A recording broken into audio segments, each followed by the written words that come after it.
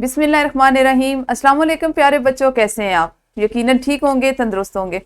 پیارے بچوں، آپ جانتے ہیں ہم بات کر رہے ہیں اپنے اردو کے مضمون کی، اور جماعت ہے ہماری ہفتم، جس میں ہم اپنے ریمیڈی پیک پہ بات کریں گے۔ ریمیڈی پیک کا یہ والا صفحہ یقیناً آپ لوگوں کے سامنے آج موجود ہوگا۔ اس سے پچھلے تمام صفحات کو آپ مکمل کر چکے ہوں گے اور ویڈیو سے مستفید بھی ہو چکے ہوں گے۔ اس میں ہمارا حاصل تعلم ہے محاورات کا جملوں میں استعمال سیکھ سکیں، محاورات کا جملوں میں استعمال سیکھ سکیں۔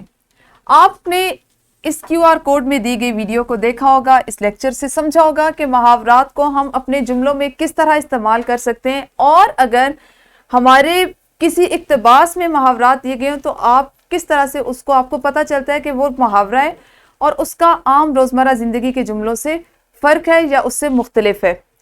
یہ چیز آپ نے اس ویڈیو لیکچر میں سیکھی ہوگی، اور اس سوال کو جو تھا کہ محاورات کا استعمال سیکھنے کے بعد درج ذیل عبارت کو غور سے پڑھیے اور عبارت میں دیے گئے محاورات کو علیحدہ کر کے لکھیں اور ان کے معنی لکھیں۔ تو اس کو پڑھنے کے بعد آپ نے یہ سوال اس جگہ پر مکمل کر لیا ہوگا۔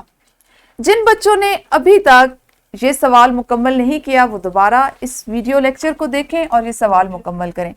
یہاں تک بات ہو گئی ہماری اس حاصل تعلم کی کتاب میں استعمال کی، یا کتاب میں کس طرح سے دیا گیا، اس پہ کون سی سرگرمی اور آپ نے کیا کیا۔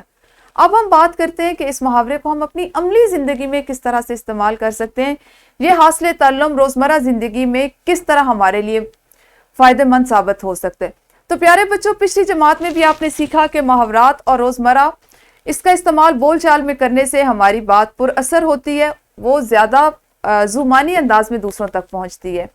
اب ہم اسی کو ذرا وسیع پیمانے پر سیکھ رہے ہیں، جس میں آپ کی مطالعہ کرنے سے آپ کے ذہن میں اتنی وسعت اور کشادگی آ چکی ہے کہ آپ کے سامنے اگر کوئی تحریر پیش کی جائے یا آپ کو لکھنے کے لیے دیا جائے تو آپ فوراً سے اس میں سے محاورات کا چناؤ کر سکیں، یا اگر آپ کو لکھنے کے لیے کہا جائے تو آپ اس میں محاورات کا استعمال کر سکیں۔ بالکل اسی طرح اگر آپ دوسروں سے بات کر رہے ہو تو آپ کا مطالعہ اتنا وسیع ہونا چاہیے کہ آپ کو پتا ہو کہ کس موقع پر کس بات کے لیے کون سا محاورہ جو ہے وہ استعمال کیا جاتا ہے۔ یہی وہ چیزیں ہیں کہ جن کو آپ ابھی اپنائیں گے تو مستقبل میں آپ ان سے فائدہ اٹھائیں گے، یا آپ کی شخصیت کا حصہ بنے گی۔